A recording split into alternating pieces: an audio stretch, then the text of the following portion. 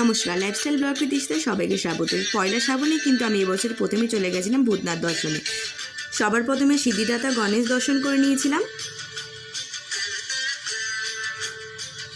এবং তারপরে হনুমানজি মন্দিরের পাশেই কিন্তু আছেন ভূতনাথ মন্দির। চলুন আমরাও দর্শন করে নিই। এই মন্দিরটা 300 বছর পুরনো এবং মহাকালের পর কিন্তু এই মন্দিরে কিন্তু চিতার ভস্ম দিয়ে কিন্তু আরতি করা হয়। পুজো দেওয়ার সামগ্রী আপনারা এখানকার দোকান থেকে নিতে পারেন। আর যদি কেউ ট্রেনে আসতে চান, কাছাকাছি স্টেশন কিন্তু শোভাবাজার, আহিরিটোলা। আর এই মন্দিরের পাশে কিন্তু রবীন্দ্রনাথ ঠাকুরের সমাধি প্রাঙ্গণ।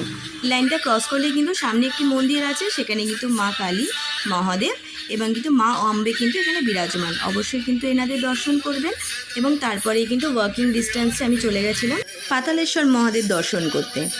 অবশ্যই কিন্তু এখানে আসলে এনাকে কিন্তু অবশ্যই দর্শন করবেন, কারণ অনেকেই কিন্তু এনাকে স্কিপ করে যান। তারপরে আমি চলে গেছিলাম দুর্গেশ্বর মহাদেব মন্দির বা মোটা মহাদেব নামে বেশি পরিচিত। আমার তো দর্শন কমপ্লিট হয়ে গেলে কমেন্টসে অবশ্যই জানাবেন কিরম লাগলো। লাইক শেয়ার সাবস্ক্রাইব করে পাশে থাকবেন। হর হর মহাদেব।